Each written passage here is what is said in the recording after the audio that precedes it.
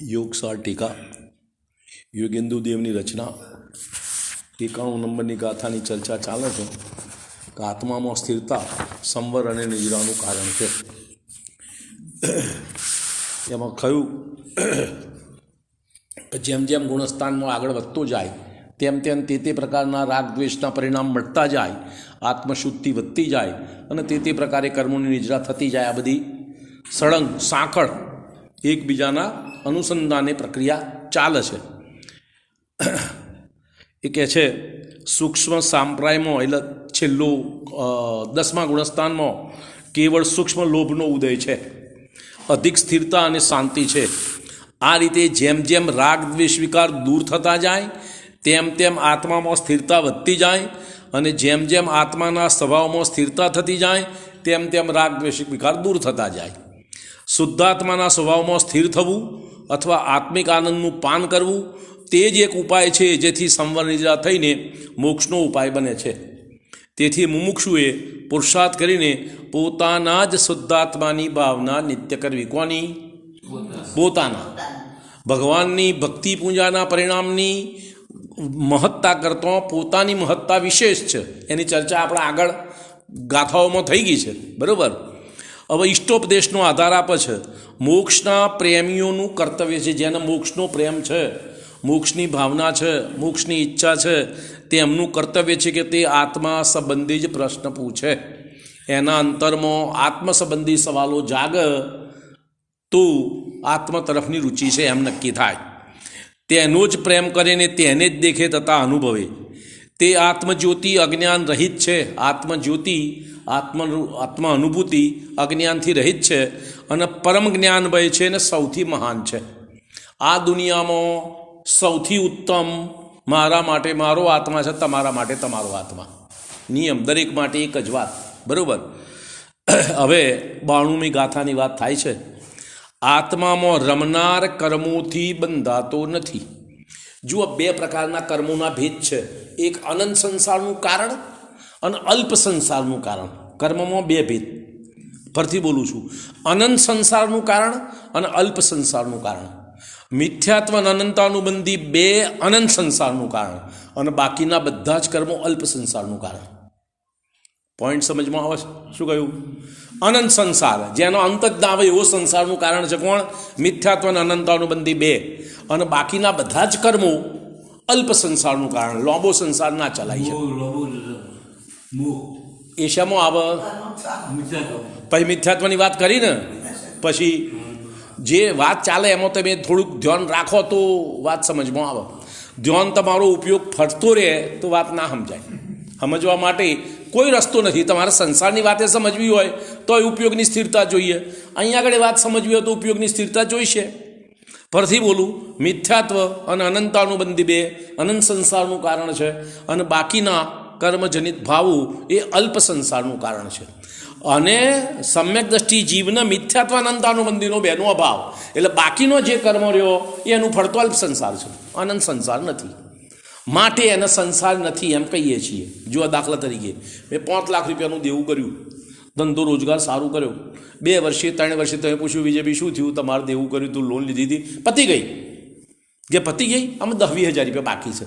10-20 હજાર બાકી છે, પતી. તો કે 5 લાખમાં 10-20 હજાર બાકીના ભરતી જાય પતી ગઈ ના કહેવાય? શું કહેવાય? કહેવાય ને પતી ગઈ. એમ સમજમાં આવે છે? તો અનંત સંસારનું કારણ એવા કર્મનો અભાવ થઈ ગયો. હવે અલ્પ સંસારનું કારણ જે એવા કર્મનો સદભાવ છે અને કર્મનો અભાવ છે એમ કહીએ છીએ. એમાં ભૂલ શું છે? આમાં કયો દોષ છે? ખ્યાલ આવે છે? માટે સમ્યક દ્રષ્ટિને કર્મબંધ નથી એમ કહે છે આ અપેક્ષાએ.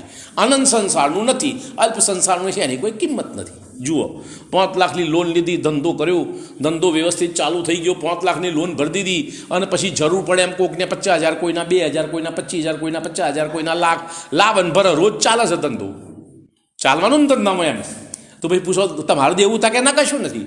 શું કહે છે? તમારે દેવું કશું નથી. એટલે તું પેલાના 50,000 લઈ આવ્યો હતો, તે દાડો લાખ લઈ આવ્યો હતો, એ તો લાવું છું, હાલ દઉં છું. એ તો મારે કંઈ બહુ લાંબો ટાઈમ ચાલતો નથી, 2-4 મહિના જરૂર જ લાવું, બાકી નથી જરૂર. એટલે શું થયું અર્થ? તો એમ સમ્યક દ્રષ્ટિ જીવને આમ મિથ્યાત્વ અને અનંતાનુબંધીના અભાવથી હવે જે અલ્પ સંસાર રહ્યો એમાં બે ચાર ભાવ ઓછા વત્તા સારા ખોટા આયા કરે એનો કાંઈ હિસાબ નથી કોઈ. ખ્યાલ આવે છે વાતમાં? બરાબર. એટલે કે આત્મામાં રમનાર કર્મોથી બંધાતો નથી. કયા કર્મોથી? અનંત સંસારના. કયા કર્મથી બંધાતો નથી? અનંત સંસારના. અલ્પ સંસારનો બંધ થાય, દેવગતિનો બંધ થાય, મનુષ્યગતિનો બંધ થાય, ઉચ્ચ ગોત્રનો બંધ થાય, પણ એનો ટાઈમ અલ્પ, એનો બહુ કાળ નથી. સમજમાં આવે છે વાત? બરાબર. હવે કહે છે પંકજ જમ પાણી થકી, પંકજ, પંકજ એટલે કમળ, પંકજ જમ પાણી થકી કદાપી નહીં લે પાય, લિપ્ત ન થાય કર્મથી જે લીન આત્મ સ્વભાવ. બીજો એક સવાલ. એક તો અલ્પ સંસારના કારણો કર્મ બંધ થાય છે, અને જ્ઞાની જીવને, સમ્યક દ્રષ્ટિ જીવને કોઈ પણ સંયોગી પદાર્થમાં નો કર્મ, ભાવ કર્મ અને દ્રવ્ય કર્મમાં કોઈ પણ રીતે આત્મીય ભાવ નથી. આત્મીય ભાવ એકત્વપણું, મારાપણું એના નથી. બની રહ્યું છે, કર્મ બંધ થઈ રહ્યો છે, રાગ દ્વેષ પરિણામ થઈ રહ્યા છે, નો કર્મના સંયોગ વિયોગ બની રહ્યા છે, પણ એકેમાં મારાપણું નથી. ખ્યાલ આવે છે કે નહીં? એટલા માટે એને કર્મનું બંધ નથી એમ પણ કહીએ છીએ. બે અપેક્ષા. એક તો અલ્પ સંસારના કારણના કર્મ બંધ થાય છે, અને બીજી પોઈન્ટ એ કે એને તે બધા સંયોગોને, કર્મના પરિણામોમાં, રાગદ્વેષ ભાવોમાં પોતાપણું, એકત્વપણું નથી, માટે પણ એને કર્મ બંધાતું નથી એમ કહીએ છીએ. જેમ કમલીનું પાંદડું કદી પણ પાણીથી લીપાતું નથી. કમલનું પાંદડું છે એ પાણીની અંદર ડૂબેલું હોય, બહાર કાઢો એટલે કોરું કટ, એને પાણી અડતું નથી. તેમ જો જીવ પોતાના સ્વભાવમાં રત હોય તો તે કર્મોથી લીપાતું નથી. બીજી વાત, એક તો અલ્પ સંસારના કારણે કર્મ બંધ થાય છે, અને જેટલો સમય આત્મ સ્વભાવમાં લીન છે એટલો સમય કર્મબંધનો અભાવ છે. પહેલી વાત તો એ પોઈન્ટ. કયા પ્રકારના? ગુણસ્થાનની યોગ્ય આપણે ચર્ચા થઈ ગઈ છે. ગુણોસ્થાનોની રીત પ્રમાણે બંધ નિયમિત પ્રકૃતિઓનો થાય છે. કયો? નિયમિત. જે થવાની હોય એટલી જ, બાકીનાનો ના થાય. ગુણસ્થાન પ્રમાણે કાર્ય ગમે તે કરે. જુઓ, ભરત ચક્રવર્તી 66,000 વર્ષ લડ્યા. કેટલા? 66,000 વર્ષ લડ્યા. તો પણ એમને મિથ્યાત્વ, અનંતાનુબંધી આદિ 41 પ્રકૃતિમાંથી કોઈ પણ પ્રકૃતિનો બંધ ના થાય. અને હું તમે ભગવાનની પૂજા ભક્તિ કરીએ તો 41 બધાનો બંધ ચાલુ, ભક્તિ વખતે પણ ચાલુ. શું કહ્યું? ભક્તિ વખતે પણ મને તમને બધાને આ 41 પ્રકૃતિનું કર્મબંધ ચાલુ. હે 41ની વાત થઈ હતી પરમ દિવસે, નથી કરી વાત? જુઓ, તિર્યંજ ગતિ, તિર્યંજ ગત્યાનુપૂર્વી, તિર્યંચ આયુ, નરક ગતિ, નરક ગત્યાનુપૂર્વી, નરક આયુ, એકેન્દ્રિય, 2 ઇન્દ્રિય, 3 ઇન્દ્રિય, 4 ઇન્દ્રિય, પંચેન્દ્રિય, અસૈની, આ બધી ચર્ચા થઈ હતી ને? હા, તો એ બધી 41 પ્રકૃતિનો બંધ મને તમને ભગવાનની પૂજા ભક્તિ કરીએ તો ચાલુ. અને સમ્યક દ્રષ્ટિ ભોગવતો પણ આ 41 પ્રકૃતિનો બંધ નહીં, બાકીનો ખરો. શું કહ્યું? હવે આ 41 પ્રકૃતિ કેવી છે? પેલા આનંદ સંસારના કારણભૂત જે મિથ્યાત્વ અનંતાનુબંધી છે એની સહયોગી. ફરીથી બોલું, આ 41 પ્રકૃતિ કઈ છે? મિથ્યાત્વ અનંતાનુબંધી જે અનંત સંસારનું કારણ છે એની સહયોગી. મિથ્યાત્વ અનંતાનુબંધીનો અભાવ થયેલો, અનોય અભાવ થઈ ગયો. કોનો સહયોગી? અનંત સંસારનો. અને બાકીની કર્મ પ્રકૃતિનો બંધ સમ્યક દ્રષ્ટિનો થાય છે, એનો હિસાબ નથી ગણતા. જેમ પેલાને વેપાર ધંધો કરે છે, 50,000 લાવે છે, લાખ લાવે છે, 2 લાખ હાલી આવે છે, એનો હિસાબ ગણતા નથી. ખ્યાલ આવે છે? જુઓ, બેંકમાં લોન ખાતું ચાલતું હોય ને, કેશ ક્રેડિટ ખાતું, તે આજે ચેક ભર્યો 50,000નું દેવું કરીને બેંકમાંથી ચેક ભરીને માલ લઈ આવ્યા. કાલે 50,000 ભરી દીધા, 60,000 ભરી દીધા, પાછા લાખ રૂપિયા લીધા, 2 લાખ ભરી દીધા. એમ ચાલે છે ને ધંધો? રોજ લેવડ દેવડ. પેલા પૂછે કે તમારે દેવું તા કે કોઈ હોય 1 રૂપિયાનું દેવું નહીં, અને બેંકનું 5-10 લાખ રૂપિયાનું ડેબિટ ખાતું ચાલતું હોય અને દેવું નથી. હકીકત છે ને? બરાબર છે ને? કેમ દેવું નથી? એ 5-10 લાખની અમે 25 લાખનો વેપાર ચાલુ છે, એટલે એ દેવાની ગણતરી છે નહીં. એમ સમ્યક દ્રષ્ટિ જીવને આ અનંત સંસારના કારણભૂત મિથ્યાત્વ અનંતાનુબંધીની એની સહયોગી 41 પ્રકૃતિનો બંધનો અભાવ છે. કાર્ય ગમે તે કરે, એ ગમે તે કાર્ય કરે તો પણ એને એનો બંધ થતો નથી. અને મિથ્યા દ્રષ્ટિ એટલે હું તમે બે, મિથ્યા દ્રષ્ટિ એટલે હું પેલા, આપણે નહીં, એમ નહીં, આપણે. મિથ્યા દ્રષ્ટિ એટલે કોણ? આપણે ભગવાનની પૂજા ભક્તિ કરીએ તો એ મિથ્યાત્વનો બંધ ચાલુ, અનંતાનુબંધીનો ચાલુ, 41 પ્રકૃતિનો ચાલુ, ને પેલી બધી પ્રકૃતિઓમાંથી હવે ચાલુ. ખ્યાલ આવ્યો તમને કહું છું, બરાબર? એટલો ફરક. હવે કે આત્મામાં લીન ભવ્ય જીવ મોક્ષ માર્ગી છે. આત્મામાં જે લીન છે એ સાક્ષાત મોક્ષ માર્ગી, અને આત્મામાંથી ઉપયોગ બહાર આવ્યો છે અને ફરીથી આત્મામાં ઉપયોગ લઈ જવાની ભાવના છે, એ વ્યવહારથી મોક્ષ માર્ગી. આત્મામાં ઉપયોગ ફરીથી તન્મય કરવાની ઈચ્છા છે, અત્યારે છે નહીં, અને પહેલાં તું હોય તારા સાક્ષાત, નથી તારા વ્યવહારથી, પણ ઈચ્છા હોય તું ક્યાં આગળ ઉપયોગ લઈ જવાની ઈચ્છા? આત્મામાં, બરાબર? એમ તે રત્નત્રયની એકતા ધરાવે છે, જેનો ઉપયોગ અંતરમાં છે, એને સમ્યક દર્શન જ્ઞાન ચારિત્રની એકતા છે, તેથી કર્મોથી બંધાતો નથી. કયા કર્મોથી? અનંત સંસારના ગુણસ્થાન અનુસાર તો આપણે વાત થઈ ગઈ. 10મા ગુણસ્થાનમાં સૂક્ષ્મ લોભનો ઉદય છે, એનું કાર્ય ચાલુ છે 10મા ગુણસ્થાન સુધી, અને ગુણસ્થાન પ્રમાણે દાખલા તરીકે 4થા 5મા ગુણસ્થાનમાં તો તેટલા પ્રકારના કર્મનો બંધનો અભાવ. જો આ કર્ણાનિયોગના કર્મનો હિસાબ તમારે સમજવો હોય તો બંધ વ્યુચ્છતિ એક પ્રકરણ છે. બંધ વ્યુચ્છતિ એટલે બંધનો અભાવ, તેટલા પ્રકારના કર્મના બંધનો અભાવ થાય. તો 4થા ગુણસ્થાનમાં 41 પ્રકારના કર્મનો બંધનો અભાવ, 5મા ગુણસ્થાનમાં બીજી 10-12 પ્રકૃતિના બંધનો અભાવ, 6થા ગુણસ્થાનમાં આટલા પ્રકારના કર્મના બંધનો અભાવ, એમ દરેક ગુણસ્થાન અનુસાર. ખ્યાલ આવે છે કે નહીં? તો તે ગુણસ્થાન અનુસાર તે પ્રકારના કર્મનો બંધ હોતો નથી. તો જે જીવ અંતરમાં તન્મય છે, ઉપયોગ અંતરમાં લાગેલો છે, એના રત્નત્રયની એકતા છે, તો એના ગુણસ્થાન અનુસાર તે પ્રકારના બંધનો અભાવ. ગુણસ્થાન અનુસાર જો 4થા ગુણસ્થાનવાળાને ઉપયોગ અંતરમાં લાગે, 5મા ગુણસ્થાનવાળાને ઉપયોગ અંતરમાં લાગે, 6ઠા 7મા મુનિરાજને અંતરમાં ઉપયોગ છે, 8મા 9મા ગુણસ્થાનવાળા શ્રેણી સન્મુખ મુનિરાજને પણ ઉપયોગ અંતરમાં છે, પણ દરેકને કર્મબંધ હરખો નહીં, ઓછો વધતો. 4થા ગુણસ્થાનમાં વધારે કર્મનો બંધ, 5માને એના કરતો ઓછો, 6ઠા 7મામાં એના કરતો ઓછો, 8મામાં એના કરતો ઓછો, 9મામાં એના કરતો ઓછો, એમ સમજવાની વાત, બરાબર? તો કહે છે તે રત્નત્રયની એકતા ધરાવે છે, તેથી કર્મોથી બંધાતો નથી. બંધનો નાશ કરનાર વિતરાગ ભાવ છે. બંધનો અભાવ કોણ કરે છે? વિતરાગ ભાવ. બંધ કરનાર રાગ દ્વેષ મોહ ભાવ છે. મોહ મિથ્યાત્વ ભાવને કહે છે. શું કહ્યું? મોહ મિથ્યાત્વનું નામ મોહ, બરાબર? રાગ દ્વેષ કશાયને કહે છે? સમ્યક દ્રષ્ટિ 4થા ગુણસ્થાનમાં હોય તો તે પોતાના આત્માની લીનતા કરવાની તેની ગાઢ શ્રદ્ધાને કારણે તે 41 કર્મ પ્રકૃતિઓનો બંધ કરતો નથી, બરાબર? એ કર્મ પ્રકૃતિઓને મેં આગળ વર્ણન કરી ગયા, આગળ વર્ણન થઈ ગયું 41 પ્રકૃતિનું. સમ્યક દ્રષ્ટિ નરક અને તિર્યંચમાં લઈ જનારી કર્મ પ્રકૃતિઓને બાંધતો નથી. નરકમાં જાય અને તિર્યંચ ગતિમાં જાય એવી કોઈ પણ કર્મ પ્રકૃતિનો બંધ સમ્યક દ્રષ્ટિને થતો નથી. પછી જેમ જેમ ગુણસ્થાન ચડતા જાય તેમ આત્મરમણતાની શક્તિ વિશેષ પ્રગટ થતી જાય. જેમ ગુણસ્થાનમાં આગળ વધે એમ વિતરાગતા વધારે પ્રગટ થાય. જેમ વિતરાગતા વધે એમ આત્મામાં દ્રઢતા લીનતા વધારે થાય. જેમ આત્મામાં લીનતા વધારે થતી જાય એમ સંવર નિદ્રા વધારે થતી જાય. એમ આખું ધારા પ્રવાહ રૂપે એકબીજાની સાંકળ રૂપે કાર્ય ચાલ્યા કરે. આવી રીતે તે વધારે બંધ ઘટાડતા જાય છે. આથી બંધની 120 પ્રકૃતિ ગણવામાં આવી છે. વધારે આ જીવને જો બંધ થાય તો 120 પ્રકૃતિનો એક સાથે બંધ થાય. 148 પ્રકૃતિ છે, પણ 148 નો એક સાથે બંધ થાય નહીં. એમાં કેટલીક વિરોધી પ્રકૃતિ હોય. દાખલા તરીકે ગતિ 4 ગતિ છે, 4 ગતિમાંથી એકનો જ બંધ થાય, બાકીના 3નો જોડે ના થાય. મનુષ્ય ગતિનો થાય તો તિર્યંત નરકના દેવગતિનો ના થાય, દેવગતિનો થાય તો મનુષ્ય તિર્યંત નરકનો ના થાય. એમ ખ્યાલ આવ્યો? એવી રીતે વેદની અંદર સ્ત્રીવેદનો બંધ હોય તો પુરુષ નપુંસક વેદનો ના હોય, પુરુષ વેદનો હોય તો નપુંસક ત્રિવેદનો ના હોય. એમ એવી બધી ટોટલ 120 પ્રકૃતિનો બંધ એક સાથે થાય છે. અને સમ્યક દ્રષ્ટિના 120 પ્રકૃતિના બંધનો અભાવ થાય. જેમ ગુણસ્થાનમાં વધતા જાય એમ આગળ જતો કઈ ગણવામાં આવી 120 પ્રકૃતિ? તો જ્ઞાનાવરણની 5, દર્શનાવરણની 9, વેદનીયની 2, મોહની 26, મોહનીયની 28 છે. એમાં 26 ગણી. કેમ 26 ગણી? મિથ્યાત્વના 3 ટુકડા, એમાંથી એકનો જ બંધ થાય, 3 એનો ના થાય, માટે 26.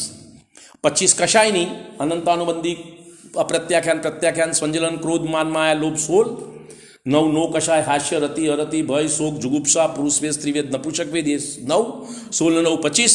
અને મિથ્યાત્વની જે છે એમાંથી એકનો બંધ થાય એટલે 26.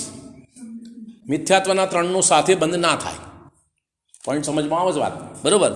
તો 26 સમ્યક્ત્વ અને મિશ્રણો બંધ થતો નથી. આયુષ કર્મની 4 અને નામ કર્મની 67. 5 બંધન 5 સંગાત. જો નામ કર્મની બધી 93 પ્રકૃતિ છે, એમાં 67નો જ બંધ થાય, બધોનો બંધ ના થાય. બરાબર? એમ 5 સંગાત ન ગણતો 5 શરીર સાથે ભીડવી લીધી અને વર્ણાદિની 20 અપેક્ષાએ 4 જ જાણવી. આ રીતે 26 કર્મ 93માંથી ઘટી ગયા એટલે 67નો બંધ થાય. ગોત્રની 2, અંતરાયની 5. આમ કુલ 120 પ્રકૃતિઓ નીચે લખેલા પ્રકરણથી ગુણસ્થાનોમાં વિચ્છતિ એટલે ભાવ તે ગુણસ્થાનમાં તે પ્રકારના કર્મનો બંધ ના થાય, એનું નામ વિચ્છતિ. વિચ્છતિ એટલે છૂટી જવું. બરાબર? જે ગુણસ્થાનમાં જેટલી પ્રકૃતિઓ આગળના ગુણસ્થાનમાં બંધાતી નથી એનું નામ વિચ્છતિ. હવે સમજો, એનો ખુલાસો કરે છે. મિથ્યાત્વ ગુણસ્થાનમાં 16 પ્રકૃતિની વિચ્છતિ છે, એટલે મિથ્યાત્વથી આગળના ગુણસ્થાનમાં જાય તો 16નો બંધ ના થાય. બરાબર? પછી તે આ પ્રમાણે કઈ 16 પ્રકારનો બંધ ના થાય? મિથ્યાત્વ છૂટતું, મિથ્યાત્વ હુંડક સંસ્થાન, નપુષક વેદ, અસંપ્રાપ્ત સહનન, એકેન્દ્રિય, સ્થાવર, આતાપ, સૂક્ષ્મ, સાધારણ, અપર્યાપ્ત, 2 ઇન્દ્રિય, 3 ઇન્દ્રિય, 4 ઇન્દ્રિય, નરકગતિ, નરકગત્યાનુપૂર્વી અને નરકાયુ. આ 16 પ્રકૃતિનો બંધ મિથ્યાત્વનો અભાવ થતો થાય. હવે સાસાદન ગુણસ્થાન એટલે બીજું. બરાબર? સાસાદન ગુણસ્થાનમાં 25 પ્રકૃતિની વિચ્છતિ. કેમ? સાસાદનમાં અનંતાનુબંધી, ત્રીજા ગુણસ્થાનમાં અનંતાનુબંધીનો અભાવ થાય. એટલે સાસાદનમાં વિચ્છતિ એટલે ત્રીજામાં નહીં થાય એમ. બરાબર? તો કે કઈક 25 પ્રકૃતિ અનંતાનુબંધીના 4 કશાય: સ્થાન, વૃદ્ધિ, નિંદ્રા, પ્રચલા, દુર્ભગ, દુસ્વર, અનાદિ, ન્યુગ્રાદિ 4 સંસ્થાન, વ્રજ, નારાચાદિ 4 સહનન, અપ્રસ્તસ, વિહાયોગતિ, સ્ત્રીવેદ, નીચ ગોત્ર, તિર્યંચ ગતિ, તિર્યંચ ગત્યાનુપૂર્વી, ઉદ્યોત અને તિર્યંચાયુ. આ 25 પ્રકૃતિનો બંધનો અભાવ ત્રીજા ગુણસ્થાનમાં થાય. બીજા ગુણસ્થાનમાં વિચ્છતિ એટલે ત્રીજામાં ના બંધ થાય એમ. હવે મિશ્ર ગુણસ્થાનમાં એક પણ પ્રકૃતિની વિચ્છતિ નથી, એટલે મિશ્ર ગુણસ્થાનમાં 41નો બંધ નથી થતું, તો ચોથામાં 41નો જ બંધ ના થાય. એમાં 42નો સવાલ ના આવે પછી. બરાબર? હવે ચોથા ગુણસ્થાનમાં 10 પ્રકૃતિની વિચ્છતિ, એટલે ચોથાથી 5મામાં જાય તો આ 41 સિવાય બાકીની આ 10 પ્રકૃતિનો બંધ ના થાય એમ. પોઈન્ટ સમજવાની વાત. બરાબર? અપ્રત્યાખ્યાન કશાય 4: વ્રજ, વૃષભ, નારાજ, સહનન. શું કહ્યું? ઊંચામાં ઊંચું સહનન, વ્રજ, વૃષભ, નારાજ, સહનન 5મા ગુણસ્થાનમાં ના બંધાય. પછી 6ઠ્ઠા હાથમાં તો બંધાવાનો સવાલ ના આવે ને. પોઈન્ટ સમજમાં આવે છે? બરાબર? ઔદારિક શરીર, ઔદારિક અંગોપાંગ, મનુષ્ય ગતિ, મનુષ્ય ગત્યાનુપૂર્વી અને મનુષ્ય આયુ આટલાનો બંધ ના થાય. કારણ કે ચોથા ગુણસ્થાનથી 5મામાં જાય એટલે નિયમથી દેવગતિનો બંધ થાય. પોઈન્ટ એમ છે. બરાબર? હવે 6ઠ્ઠા ગુણસ્થાનમાં, હવે આ ચોથા ગુણસ્થાનમાં 10ની વ્યુત્પત્તિ કરી એટલે 5મા ગુણસ્થાનમાં 10નો બંધ ના થાય. હવે 5મા ગુણસ્થાનમાં ખાલી પ્રત્યાખ્યાન કશાય 4ની જ વિચ્છતિ અભાવ, એટલે 6ઠ્ઠા ગુણસ્થાનમાં પ્રત્યાખ્યાન કશાય ના આવે. એટલે પેલી 41, 10 અને 4, 51, 4, 55 પ્રકૃતિનો 6ઠ્ઠા ગુણસ્થાનમાં બંધ ના થાય. 5મામાં વિચ્છતિ ગઈ એટલે 6ઠ્ઠામાં ના થાય. બરાબર? હવે પ્રમત ગુણસ્થાનમાં 6 પ્રકૃતિઓની વિચ્છતિ: અસ્થિર, અશુભ, અશાતાવેદનીય, અયશ, અરિતિ અને શોક. આ 6 પ્રકૃતિનો 6ઠ્ઠા ગુણસ્થાનમાં વિચ્છતિ થઈ એટલે 7મામાં એનો બંધ ના થાય. એટલે પેલી 55 અને 6, 61 પ્રકૃતિનો બંધ 7મામાં ના થાય. પોઈન્ટ સમજમાં આવે છે? અપ્રમત ગુણસ્થાનમાં એક દેવાયુ પ્રકૃતિની વિચ્છતિ છે, એટલે 7મા ગુણસ્થાનમાં એક દેવાયુનો બંધ ના થાય. એ 7મામાં છે એટલે 8મામાં આ પેલી 55, 6, 61 62 પ્રકૃતિનો બંધ ના થાય. પોઈન્ટ સમજ ગયા? ખ્યાલ આવ્યો? બરાબર? હવે અપૂર્વ ગુણસ્થાનમાં 36 પ્રકારની વિચ્છતિ. અપૂર્વ એટલે 8મું ગુણસ્થાન. 8મા ગુણસ્થાનમાં 36 પ્રકારની વિચ્છતિ ગઈ એટલે 9મામાં આનો બંધ ના થાય. પોઈન્ટ સમજમાં આવે છે? તો કઈ 36? નિંદ્રા, પ્રચલા, તીર્થંકર પ્રકૃતિનો બંધનો અભાવ થઈ જાય 9મા ગુણસ્થાનમાં. શું કહ્યું? તીર્થંકર પ્રકૃતિના બંધનો સદભાવ ચોથા ગુણસ્થાનથી થાય. ચોથા, 5મા, 6ઠ્ઠા, 7મામાં પછી આગળ બંધ ના થાય, નવો બંધ ના થાય. બરાબર?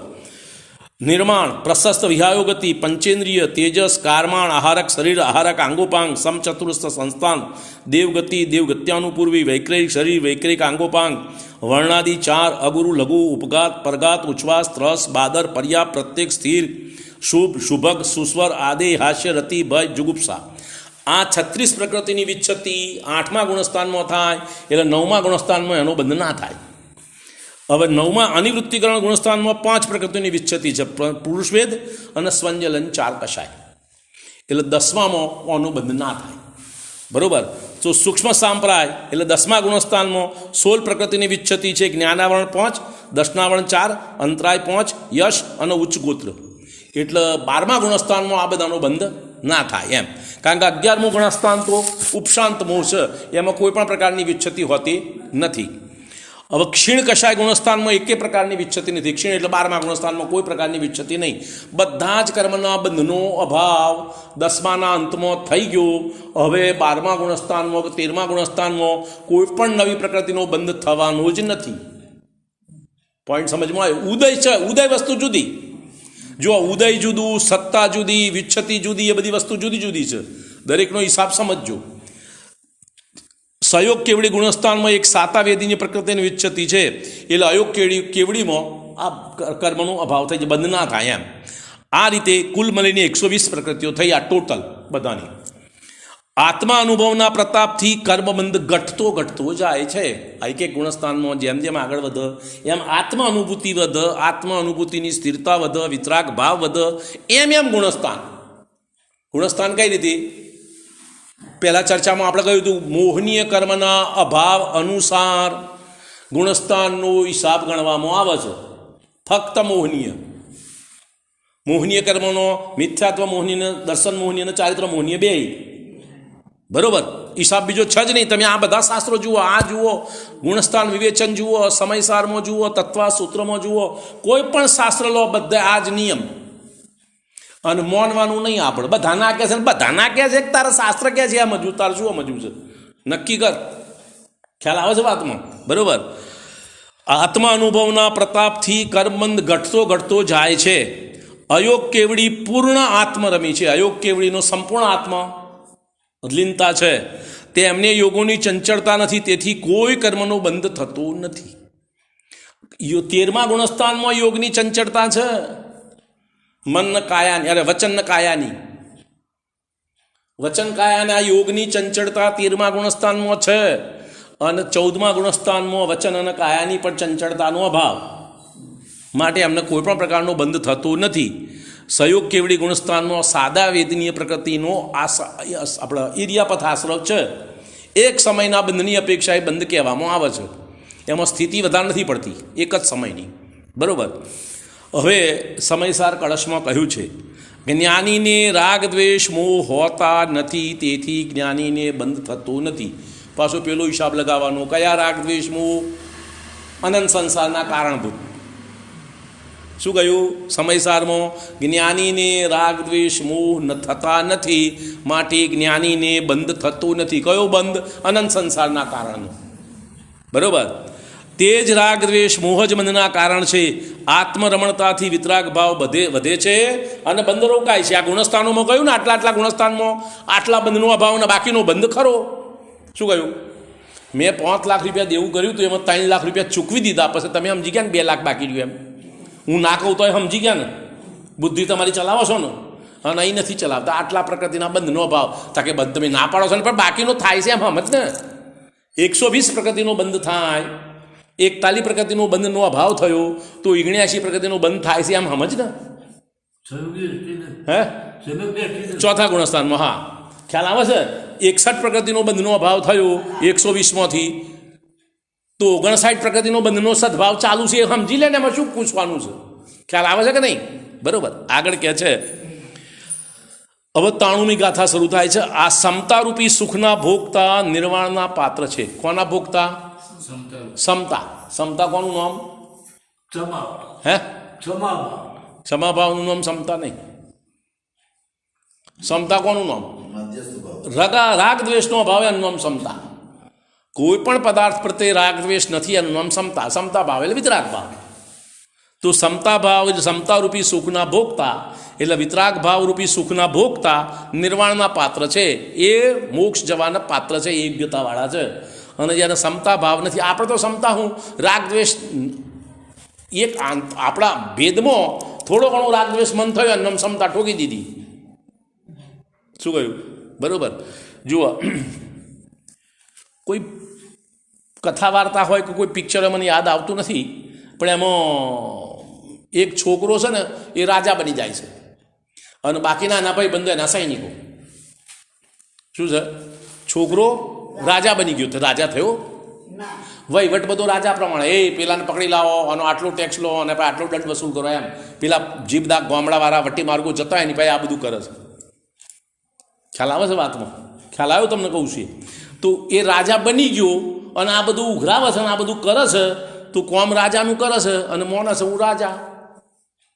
શું મોને છે? રાજા. હવે બને છે શું? આગળની વાત કરું. આગળ ખરેખર રાજા છે અને પકડે છે કે ભાઈ આ તું ક્યાંથી મારા રાજમાં રાજા? રાજા તો હું છું. કે ના, હું રાજા છું, આટલા વર્ષથી રાજ કરું છું. બોલો શું કહે છે પેલું?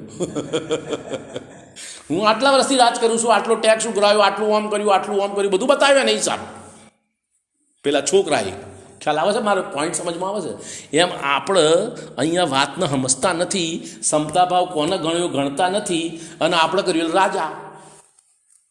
આપણે તો શું કર્યું? મંદ કશાય કર્યું, એનું નામ રાજા થઈ ગયા. સમતા ભાવ કોને કહ્યું? રાગ દ્વેષનો અભાવનું નામ સમતા ભાવ, મંદતાનું નામ નહીં. શું નામ? નહીં, સમતા ભાવ નહીં, રાગ દ્વેષનો અભાવનું નામ સમતા. હે? ક્ષમાય નહીં, ક્ષમાય નહીં, ખોટી વાત છે તમારા. હા, ના, રાગ દ્વેષના તે પ્રકારના કશાયનો અભાવનું નામ ક્ષમા, ક્રોધ ભાવના ભાવનું નામ ક્ષમા. ક્રોધ મંદ થયો એનું નામ ક્ષમા નહીં. બરોબર? ઉત્તમ ક્ષમા ક્રોધના ભાવમાં કે ક્રોધના સદભાવમાં. મંદ થયો એટલે સદભાવ, મંદ થયો એટલે શું? સદભાવ. તો સદભાવમાં ક્ષમા કેવી છે? એ વાત ન્યાયસંગત નથી એમ.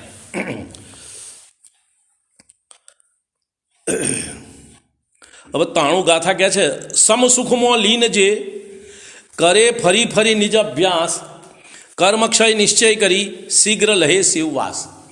ફરીથી બોલું, સમસુખ, સમતારૂપી સુખમાં જે લીન છે અને ફરી ફરીને પોતાના આત્મ સ્વરૂપમાં લીનતાનો અભ્યાસ કરે છે.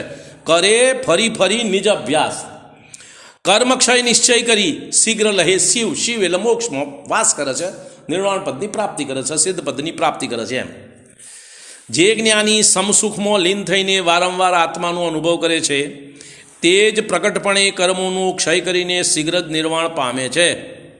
બરોબર? હવે મોક્ષનો માર્ગ સુખનો માર્ગ છે. તમે જો દુઃખ ભોગવો છો તો મોક્ષ માર્ગમાં નથી. ક્યાંય ભૂલ છે તમે ખોરી લો.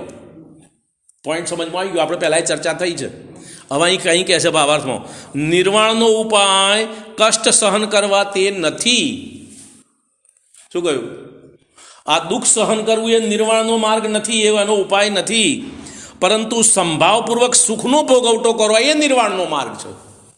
શું છે?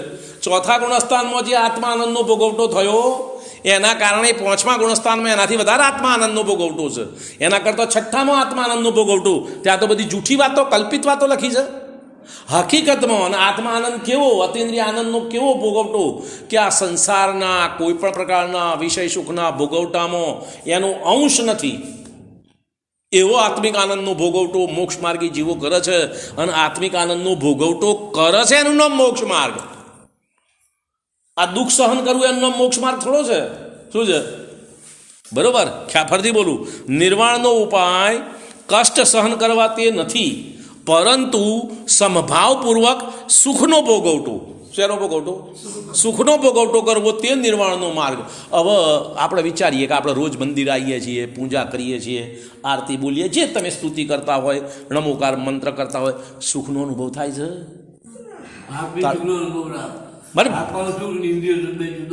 જુદો. પણ મારી વાત અહીં છે, અહીં સુખનો ભોગવટો થાય છે? નથી થતો તો તમે કરો છો ખોટું છે, સુધારો. ચોપ ભૂલ છે કોરી કાઢો. પણ અહીં મારી વાત, હું પૂછ્યાની વાત કરવા, ધારાની વાત નહીં. આપણે મંદિરમાં આવીએ છીએ, સુખનો ભોગવટો થાય છે? આપણે સુખના ભોગવટાની વાત કરે ને મંદ કશાયની વાત શું કરું છું? મન કશાય સુખનો ભોગવટો કહેવાય? એ સમતા સુખનો ભોગવટો એને એમ કહેવાય? શું છે કહેવાય? મંદ કશાયને સુખનો ભોગવટો કહેવાય? દુઃખનો ભોગવટો ઘટ્યો એમ કહેવાય. ભાષામાં કંઈ પણ ભૂલચૂક શાસ્ત્રમાં ચલાવતા નથી. ફરીથી બોલું, મંદ કશાય એનું નામ ઓછું દુઃખ, સુખ નહીં. ભ્રમણા કાઢી નાખો. શું કહ્યું? ઓછું દુઃખ, સુખ નથી. બરોબર? હવે મારી વાત એ છે કે આપણે જે કંઈ ધર્મ ક્રિયાઓ સંસારિક અપેક્ષા એ આપણી બુદ્ધિ પ્રમાણે કરીએ છીએ એમાં સુખનો ભોગવટો છે નથી, તો આપણી ક્રિયા ખોટી છે.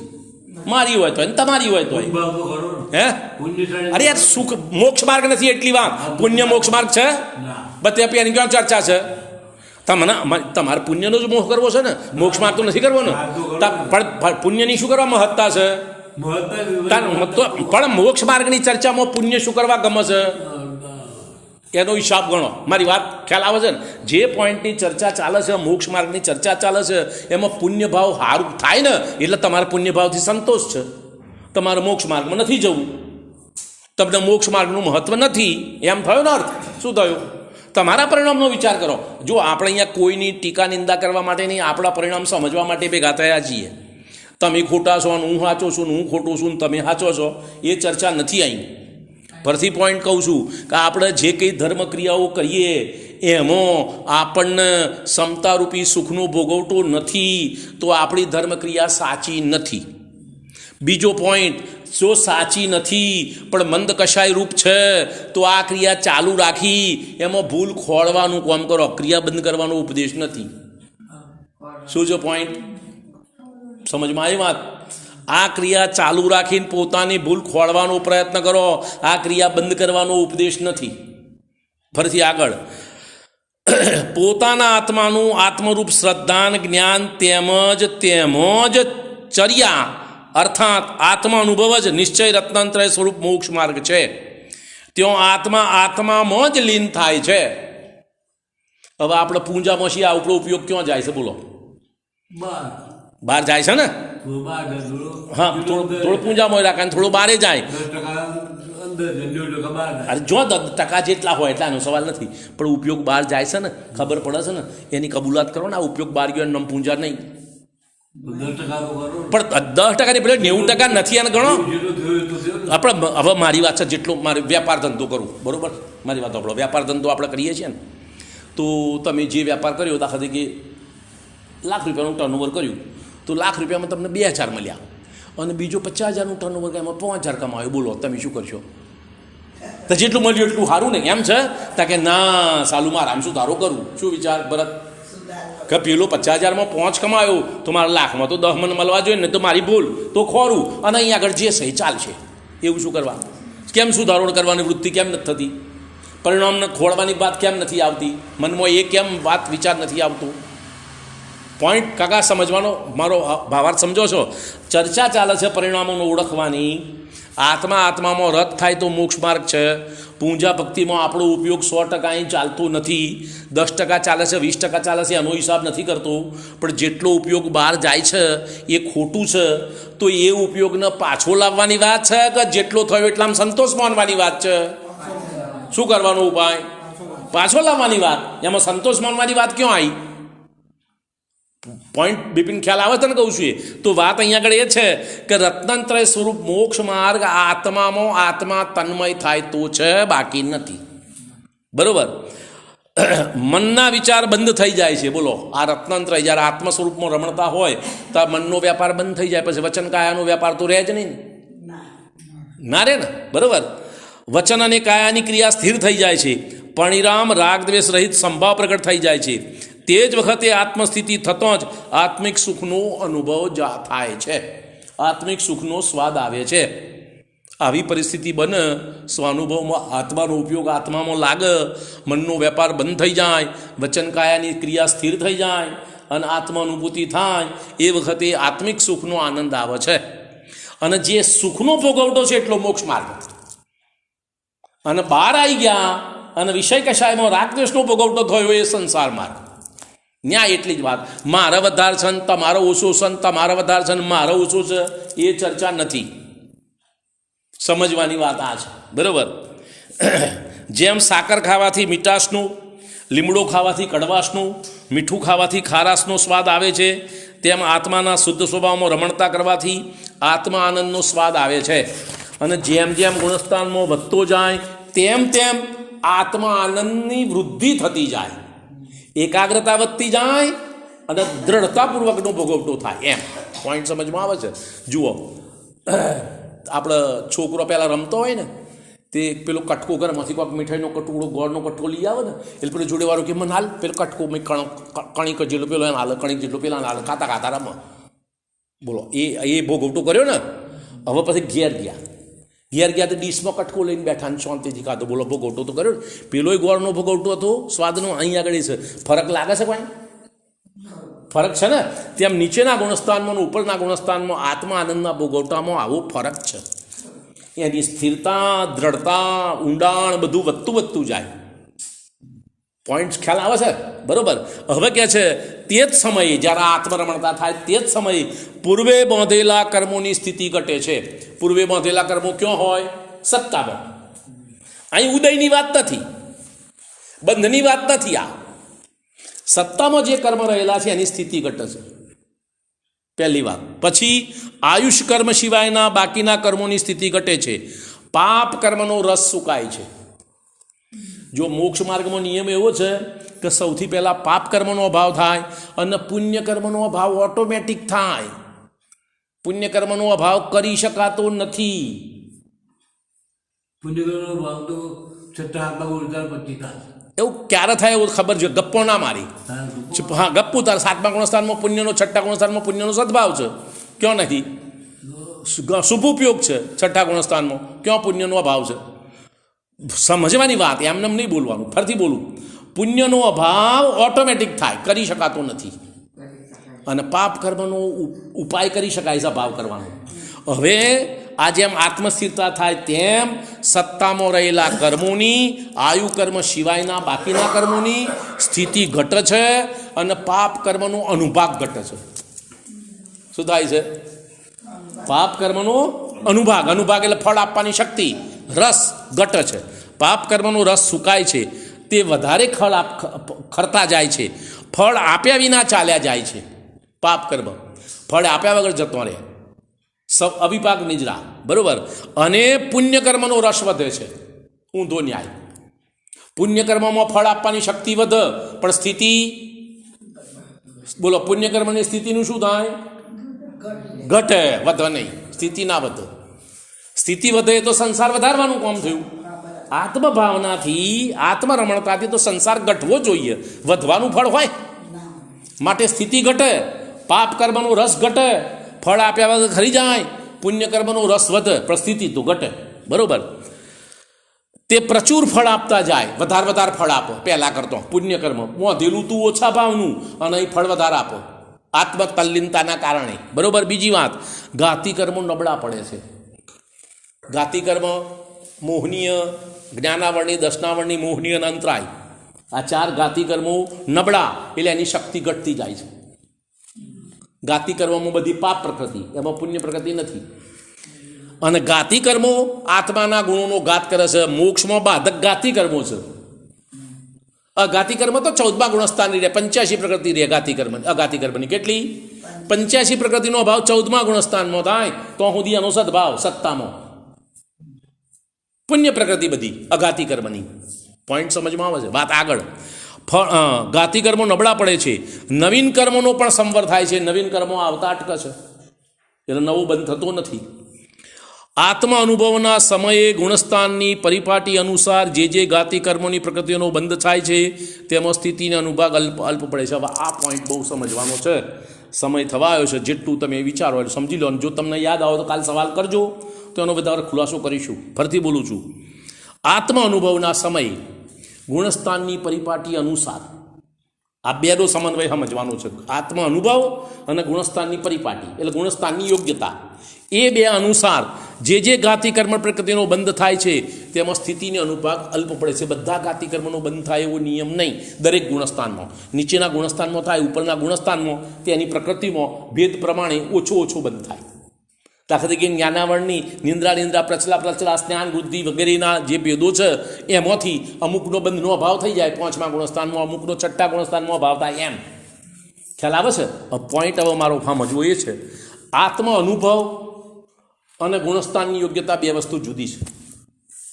જુઓ, સાંભળો. એક ભાઈ કરોડપતિ છે અને એક લખપતિ છે. બે વેપાર કરે છે. લખપતિ આ વર્ષે 5 લાખ કમાયું અને કરોડપતિ 3 લાખ કમાયું. શું કહ્યું? કરોડપતિ 3 લાખ કમાયું અને પેલો લખપતિ છે 10-20 લાખનો ધણી, એ 5 લાખ કમાયું. બોલો, કમાણી કોની વધારે? 5 લાખ વાળાની. લખપતિની કમાણી વધારે. અને મિલકત કોની વધારે? કરોડપતિની. સમજ પડે છે ને? તો આ ગુણસ્થાનની યોગ્યતા એક યોગ્યતા છે. યોગ્યતા એટલે એનું સંપત્તિ, આત્મ ગુણોની વૃદ્ધિ, આત્મગુણોનો ઉઘાડ, એનો ઘણો વધારે છે. આત્મ અનુભવ તો તાત્કાલિક કમાણી છે. શું છે? તાત્કાલિક કમાણી. અને પેલી મૂડી જે પડી છે એ ગુણસ્થાનની યોગ્યતા છે. તો ગુણસ્થાનની યોગ્યતા અનુસાર આ ઘાતી કર્મનો સ્થિતિનો અનુભાગનો બંધ પડે. એકલા આત્મા અનુભવનું જોર નહીં, બેનો સમન્વય. કારણ કે ચોથા ગુણસ્થાનના આત્મા અનુભવ થાય ત્યારે, છઠ્ઠા ગુણસ્થાનવાળાના આત્મા અનુભવ થાય ત્યારે બંનેના ઘાતી કર્મોની સ્થિતિ અનુભાગ અલગ અલગ પડે બંને આત્મા અનુભવમાં. પોઈન્ટ સમજમાં આવ્યો? છઠ્ઠા ગુણસ્થાનમાં મુનિરાજ છે, એ સાતમામાં આત્મા અનુભૂતિમાં ગયા, અને પાંચમામાં શ્રાવક છે સમ્યક દ્રષ્ટિ, એ પણ આ સામાયિકમાં આત્મા અનુભવમાં ગયું. તો જ્યારે પેલું શ્રાવક આત્મા અનુભવમાં છે તારે એને જે ગાતિ કર્મનું સ્થિતિ અનુભાગ પડે એના કરતાં મુનિરાજને સાતમા ગુણસ્થાનની યોગ્યતા ઊંચી હોવાથી ગાતિ કર્મમાં વધારે ઓછી સ્થિતિનો ઓછો અનુભાગ પડે, પેલા પાંચમા વાળા કરતાં ઓછો, પાંચમા વાળાને વધારે પડે પેલા સાતમા કરતો. ખ્યાલ આવ્યો ને? એ બેનો સમન્વય સમજવાનો. સ્થિતિ પરિણામ અને યોગ્યતા. પરિણામ એટલે અત્યારે પરિણામ શું છે? આત્મા અનુભવમાં જોડાયેલો છે. અને યોગ્યતા છઠ્ઠા સાતમા ગુણસ્થાનની છે, પાંચમા ગુણસ્થાનની છે, ચોથા ગુણસ્થાનની જે હોય એ પ્રમાણે ગાતિ કર્મમાં બંધ ઓછો વધતો પડે એમ. તેમાં સ્થિતિ અને અનુભાગ અલ્પ પડે છે. ગાતિ કર્મમાં સ્થિતિ અને ફળ આપવાની શક્તિ બંને ઓછી થાય, અલ્પ. અને પુણ્ય કર્મનો બંધ છે તે ઓછી સ્થિતિ અને વધારે ફળવાળો, અનુભાગ વધારે અને સ્થિતિ ઓછી. જો મોક્ષ માર્ગની અંદર કોઈ પણ પ્રકારના પરિણામથી કોઈ પણ પ્રકારના કર્મની સ્થિતિ વધાર થાય જ નહીં. પહેલો એક જ નિયમ, કોઈ પણ પ્રકારના કર્મની ફળ આપવાની શક્તિમાં ગાતિ કર્મોની ફળ આપવાની શક્તિ ઘટે, પાપ કર્મની ફળ આપવાની શક્તિ ઘટે, અને પુણ્ય કર્મની ફળ આપવાની શક્તિ વધે. પોઈન્ટ સમજ્યા વાત? પણ સ્થિતિ તો બધાની ઓછી, સ્થિતિ કોઈની ના વધે. બરાબર? આગળ હા થઈ ગયો બસ આ પેરેગ્રાફ પૂરો થાય 2 મિનિટમાં વાંધો ને, જે વિષય ચાલતો એ પૂરો કરીને ભાઈ બંધ કરી દઉં છું. હા, અઘાતીમાં પુણ્યકર્મનો બંધ છે તે ઓછી સ્થિતિ અને અધિક રસવાળો હોય છે. જ્યારે આશ્રવ ઓછા અને નિજરા અધિક થાય ત્યારે મોક્ષ માર્ગનું સાધન થાય છે. શું થયું? આશ્રવ ઘટે અને આશ્રવની સરખામણીમાં નિજરા વધે, એનું નામ મોક્ષ માર્ગ. આશ્રવ કરતો નિજરા ઓછી હોય એનું મોક્ષ માર્ગ થોડો છે. હું કહ્યું મારી વાત? તો 5 લાખનું દેવું કર્યું અને કમાણી 5 લાખ, એના વ્યાજ કરતો વધારે થઈ તો મૂડી ઘટે. પણ 5 લાખનું વ્યાજ 25,000 થતું હોય અને તું કમાયો 20,000, તો હું કમાયો? ખ્યાલ આવ્યો ને? મૂડી ખોઈ એમ. એટલે આશ્રવ કરતો નિજરા વધારે થાય તો મોક્ષ માર્ગ. બરાબર? સમય થઈ ગયો છે, આગળની વાત ચાલુ કર.